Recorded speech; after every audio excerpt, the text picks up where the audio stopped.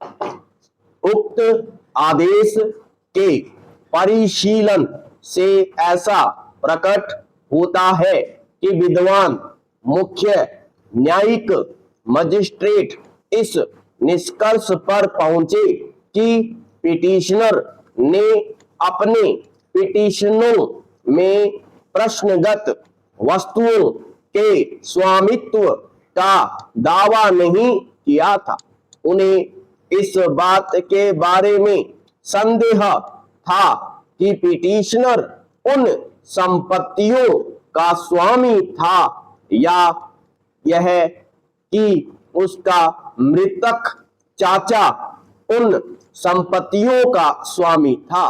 इसके अतिरिक्त इस बात के बारे में भी संदेह है कि संपत्ति पिटिशनर के कब्जे से ही अभिग्रहित की गई थी।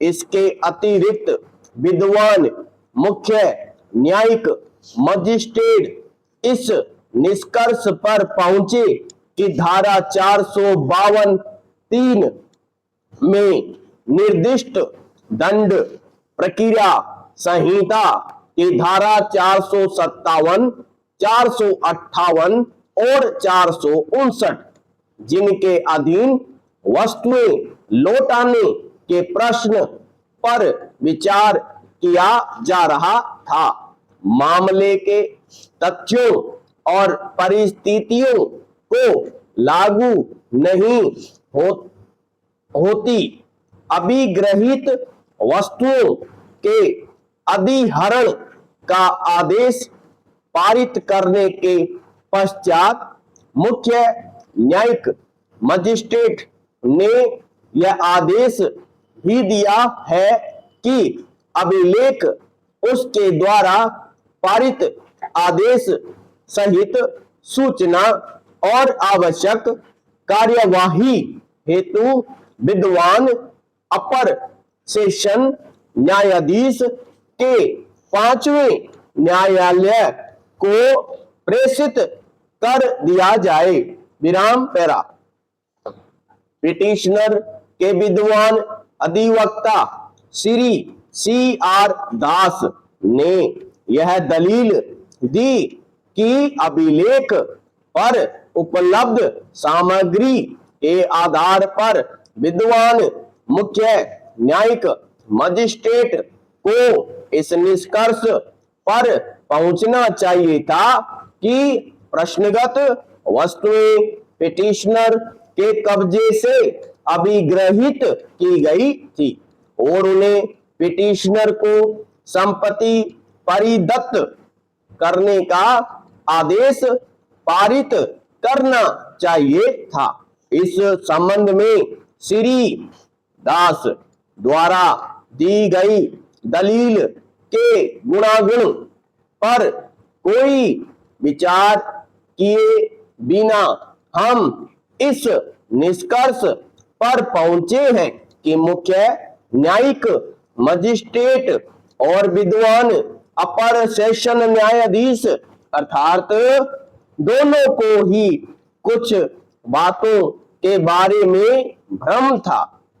यदि अभिग्रहित वस्तुएं मुख्य न्यायिक मजिस्ट्रेट को वास्तविक रूप से परिदत्त की गई थी तो संभवतः उसे यह आदेश पारित नहीं करना चाहिए था। इस आदेश की प्रति सहित अभिलेख सूचना और आवश्यक कार्यवाही हेतु विद्वान अपर सेशन न्यायाधीश के 5वें न्यायालय को प्रेषित कर दिया जाए।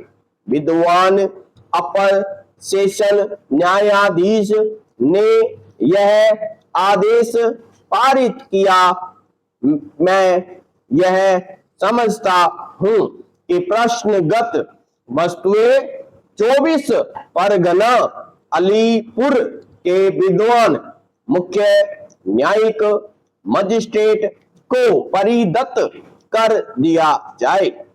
जो उसके बाद दंड प्रक्रिया संहिता की धारा 452(3) के निबंधनों के अनुसार उक्त संपत्ति के निपटारे के प्रयोजन के लिए मामले में आगे कार्यवाही करेंगे।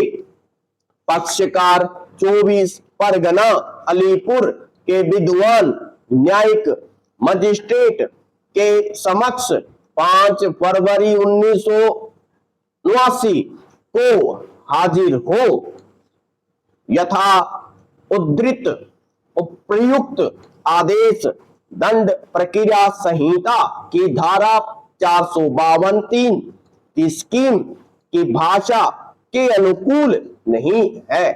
अपर सेशन न्यायाधीश के लिए यह पर्याप्त था कि वे केवल मुख्य न्यायिक मजिस्ट्रेट को संपत्ति परिदत्त करने के बारे में ही निर्देश देते।